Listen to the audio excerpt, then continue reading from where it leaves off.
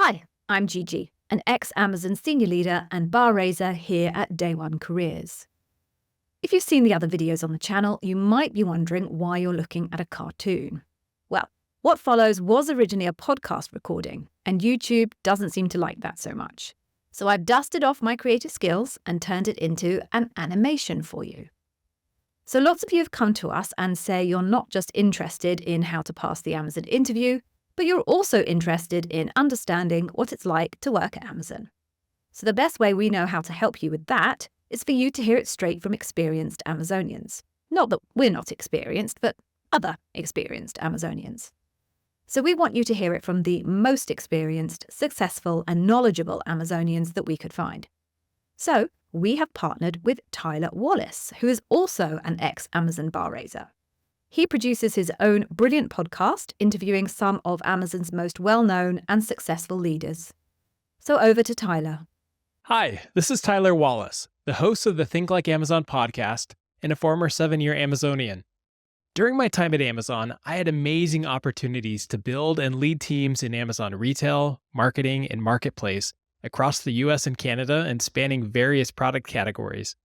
One of my capstone experiences was serving as an Amazon bar raiser, where I came to appreciate Amazon's unique leadership principles at a deeper level.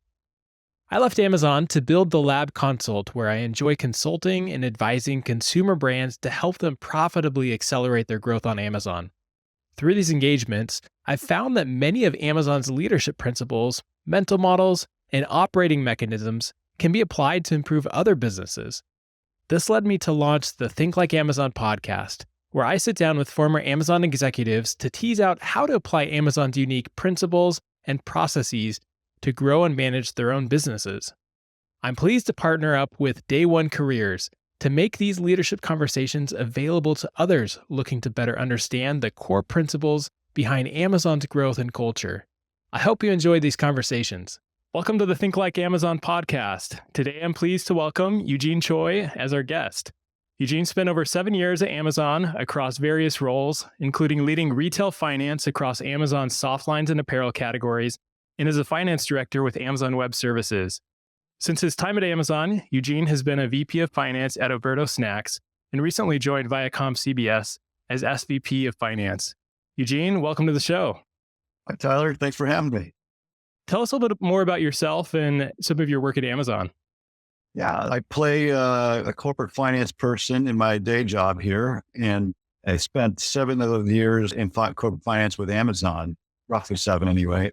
I spent the first half of my time there on the retail side of the business in actually 2 different roles. I led the retail financial planning and analysis team, which basically aggregates financials for all the product categories, retail product categories worldwide there from a financial standpoint. And then I was on the Softlines finance team, which is Softlines is basically soft things, clothing, shoes, jewelry, watches. Those are the types of product categories that fell under that group.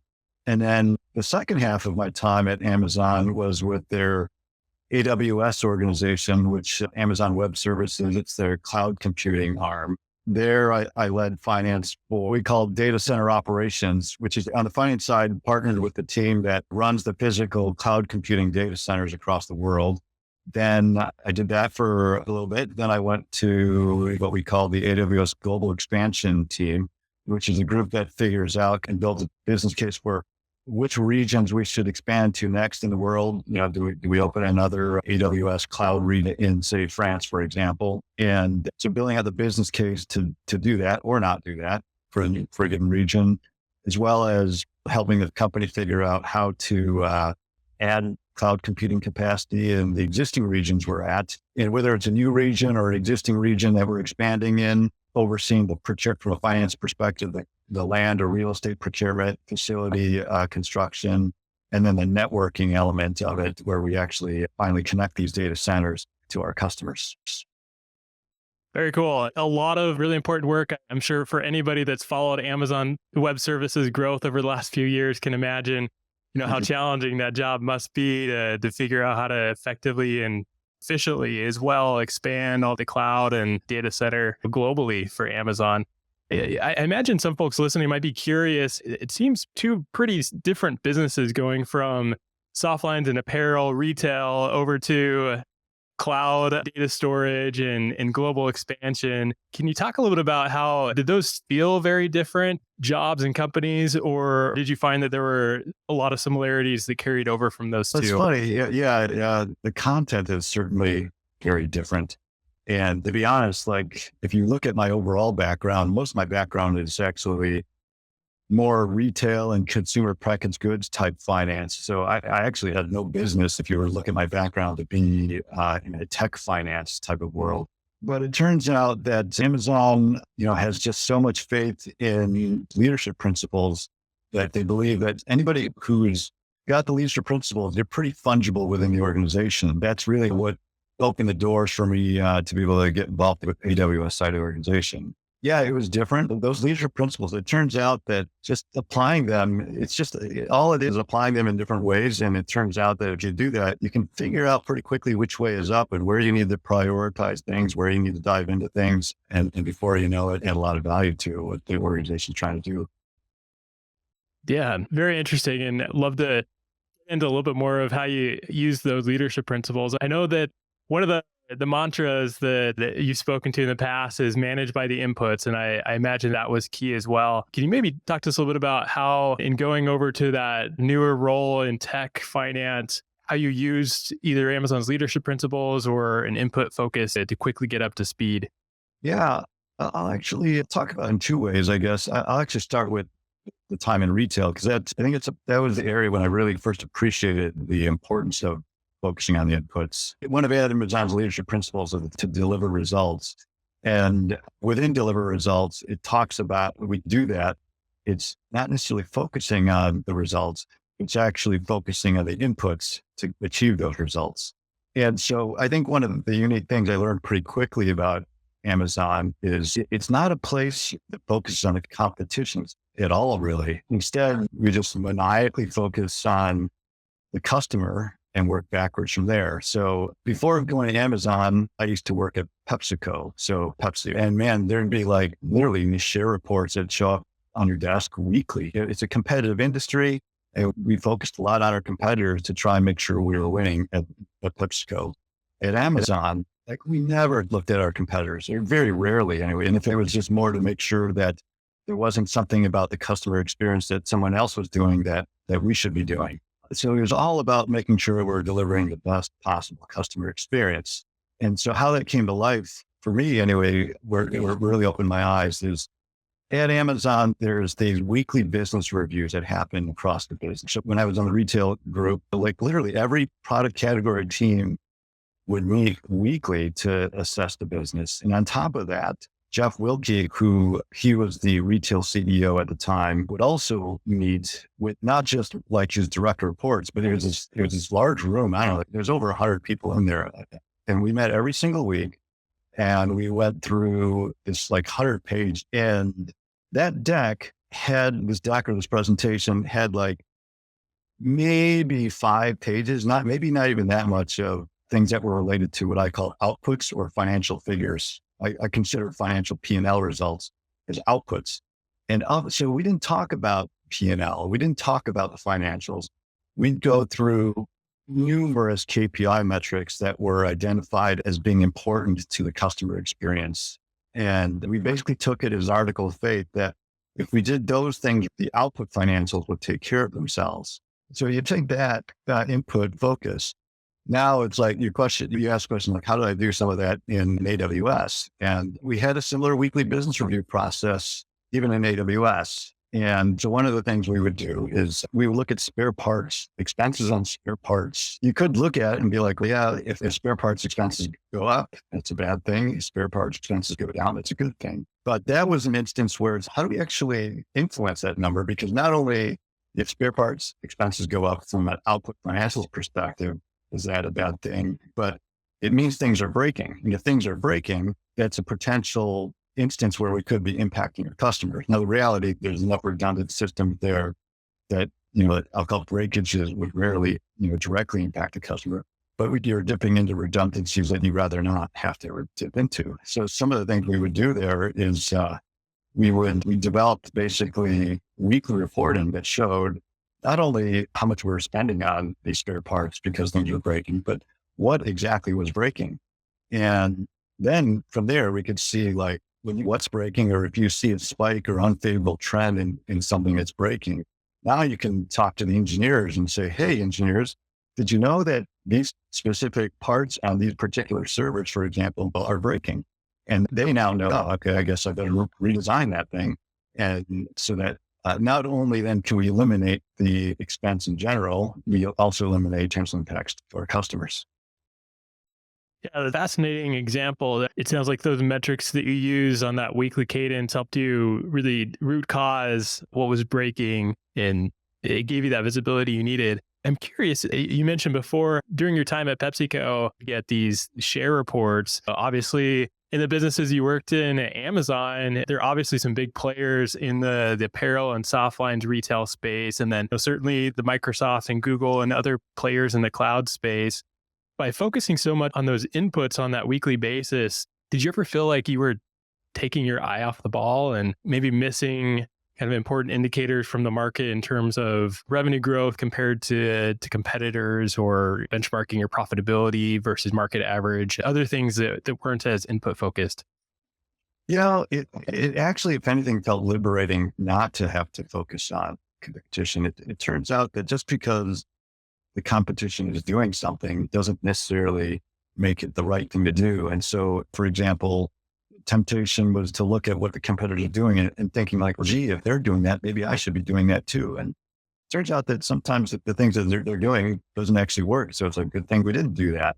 And so I think the Amazon approach, which I really come to really embrace, is you focus on what true north is. And true north in this case is what our customers are saying. And again, it turns out that you'll win in the long run. Like at AWS, you talk about some of these big players out there, and some of what the competitors do is they create certain practices or certain policies, for example, that can lock in and give customers less choice on how they decide to use the cloud or what elements of the cloud they want to use. And so from a pure selfish company standpoint, they're probably doing the right thing. It is, but those same practices aren't things, for example, that AWS ever embraced. And as a result, I think that's probably one of the key reasons why we continue to win customers, at a faster rate than anyone else. It sounds like across a few of your comments that you found this input metric focus to be very integrated with the customer focus. The two go hand in hand. I'd love to ask, you spent, it looks like over 7 years at Amazon and clearly adopted and approaches that Amazon uses. Curious, when you were early on in your tenure at Amazon and maybe newer to that culture there, did you have any reservations about this focus or adopting an input customer focus to growth of your department or of the financials? Was there anything that took some time and took some kind of adoption or evidence for you to encounter to finally drink the Kool-Aid, so to say? Coming to Amazon, I think in general, it's culture shock for anyone, just because pace and level of passion, I'll call it, that everyone works at. It's unlike anywhere else. And it's not just this focus delivering results by focusing on the inputs. It's all those leadership principles combined that make this Kool-Aid. It's the leadership principles, like it's the insisting on high standards. That passion is what drives people to insist on high standards, for example, where not only are they insisting high standards for themselves, but they're insisting on high standards from the inputs they receive from their team members, for example. They dive deep. It's, wow, I had never seen senior levels of the organization so fluent in the minutiae of the details. It just drives you. And I think the level of passion and intensity on all those leadership principles that different people bring, by the way, it's like really difficult to be really good at all of them, but you double down on what you're good at and you try not to let the other things that don't come as naturally to you hold you back.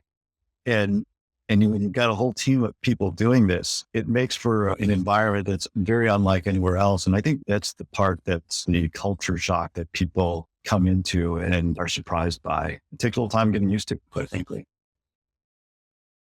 Yeah, definitely my experience as well. I remember being surprised coming to Amazon. I was like, oh, okay. I knew about the leadership principles. I was shocked when I saw how ingrained they were in daily conversation. Yeah. You've now had a few years and a couple different roles at this point since your time at Amazon. So I'd love to hear, and maybe this is a good kind of transition point because you were just talking about the culture differences coming into Amazon. Love to hear a little bit about how that culture change was leaving Amazon and going somewhere else. And in particular, we were chatting a little bit before the episode here about how these Amazon principles have lived with you. Can you talk a little bit about what was the experience like for you going from Amazon over to Oberto? And did you have any examples or experiences where you were able to apply that same input-focused approach in your work at a new company? I'll take that with me every day. At Oberto, one of the things that I remember was I would get these reports that showed like, hey, for whatever reason, we were short on inventory, and we called the short ship report. We couldn't ship all of the product that a customer ordered. And so right away, the customer focus kicks in. Is, wow, like all I know is if I order something on Amazon or anywhere, I ordered something and they didn't have it, I wouldn't be very happy about that. This can't be good that we're not meeting what our customers are ordering. And so then the ownership principle kicks in, where just because it's not, because I'm a finance person, right? But you don't stop at your swim lane. You walk around. Like, so what happened? Like, how did it happen that we're starting to cut these orders or short ship these orders? And so it turns out that the operations team, what they would tell you is like, one of several things could happen. Like for some reason, whatever they were planning to produce, they didn't produce enough of. But what they were telling me is like, yeah, we're producing for the most part everything that is on our production schedule, but the customers are ordering different things. So it's like, why is that? Let's go look at where this production plan comes from. And it comes from some kind of a demand signal, essentially forecast of what we think our customers are going to order. And we look into that, and it's like, yeah, it turns out that it's basically a forecast of customer orders, the start of this whole inventory build signal. And it turns out that our forecast accuracy was terrible. So what started as like an finished goods inventory problem, we traced all the way back to the demand signal. Then we put in some telemetry to start measuring our forecast accuracy, and we validate, by the way, that our forecast accuracy was terrible. We started meeting very regularly to review what the forecast was, sanitize and scrub it. And so those were the steps we took to finally get to a better place, how we were going to meet our customer demand. Yeah, even today, right now, I'll just tell you, like Viacom CBS, we've got a lot of exciting projects we're doing right now, a lot of capital projects. So I lead the tech finance organization that partners with the CTO, Chief Technology Officer's organization. And streaming is a big deal right now. We've got a lot of exciting things going on to make sure that we're setting up a platform to stream a lot of cool content. And so we have these deliverables, if you will, of, these are the new product or development engineering platforms that are going to come online. And we're expecting those benefits to hit, at certain milestone dates. We can focus on those milestone dates, but if we get to the milestone date and it turns out that things are late, it's like, it's too late to react. It's already late. So we're in the process of going through every single project right now and starting with what I call the benefits realization date, working backwards from there on when does the capital then need to be installed by. And if we need the capital installed by some date, work backwards from there, where the inputs to that is, so that kicks off whether or not we should even do the project needs to be approved by some date. And so that is a date we're going to start monitoring. So when, April comes, and for example, by the end of April, we were supposed to have some number of business cases validated to confirm that we do in fact want to do them, if they're going to achieve the returns we expect them to do. If those business cases haven't been developed yet, that's a signal when we start worrying about, looks like we're going to be late on delivering some platforms we were hoping to deliver for our customers. Both great examples. One thing you brought up, Eugene, in both instances, you talked about it, Oberto, with the short ships and working backwards it led you to that inventory planning, and the calibration needed to take place there. And then CBS Viacom working back from these milestones in these projects. So I'm seeing a bit of this approach in terms of something's wrong. Let's work backwards from there to understand, what is upstream from that. What happens before that was maybe a little bit more in control or under the control in the organization. and then track that as a metric. Can you talk a little bit more about that when you come into new business and or even if you just notice that something is not right in your existing business, what mental model or framework do you typically find yourself using to identify those right I inputs? don't know that it's rocket science so much as discipline. And at least to me, it's like when you stop and think about it, it's very logical to say if this is the desired output that you want, then you have to make sure that all the inputs, ingredients, if you will, the processes come together. It's the discipline though to actually take time and think critically on what those things should be. And some of those things require, I'll call maybe connecting more dots, and some of them will just jump right out at you. But I guess it goes back to the dive deep principle there, where you just keep, you ask the 5 whys. You don't stop at your swim lane. That just because you don't have all the data exactly right in front of you, you may take some calculated bets. That's the bias for action principle. And I think it really just comes down to discipline as opposed to sit and think critically about those things versus following some formula, if you will. Yeah, it sounds like you definitely have to and not slow down, take the time, invest the time to really figure out what's going on and not move on from the problem until you understand that, which can take some time, but then allows you to act quickly once you understand it. In your opinion, you've obviously been in a number of companies throughout your career. What does a department or company need to consider to empower its employees to focus on delivering the right inputs and maybe taking a little bit more of this approach? Empowering them, I guess, starts with trust. That, you give them the ability to find these opportunities and run with them. There's some organizations that I'll call it a little more command and control. And Amazon just happens to be one of those places where that entrepreneurial spirit is fed into. And that entrepreneurial spirit comes in many different flavors, not just what you happen to sell or make, but how you support your stakeholders. And there is an element of another Amazon principle, hire and develop the best. But if you bring in the right people, equip them and develop them with the right skill sets and then let them run with it, I think from there, the behaviors, if you will start to come naturally if you do it right. At least that's my opinion. It's how I try to run my teams anyway. Yes, it's not just a matter of retraining, but looking for the right people that show maybe an aptitude for taking that approach and focusing on the details and starting at the hiring process. Hiring is an input. One of the important inputs is the hiring. Who you fill that team with.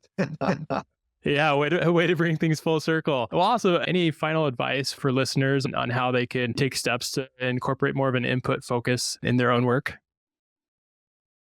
I guess I'll just reiterate, it's managing inputs at the end of the day is about working backwards. To deliver results, to start with working backwards, determine what the inputs are. And it's not rocket science. Just, in my opinion, it just requires discipline to take the time to not only think deeply about what the right input metrics or activities need to be, but I guess I'll add to that. I don't know, not only what are the right inputs, but developing the mechanisms to monitor, to make and monitor those inputs regularly. So for example, when I talk about Averto stacks and we looked at the demand signal, the forecast accuracy, you could say we're just going to put more focus on it, but we actually measured ourselves. Okay, what did the forecast say? How did the orders actually come in? So we physically measured that accuracy and we monitored that. That's the discipline that comes in, thinking about it and developing the mechanisms to track it and be intentional about it.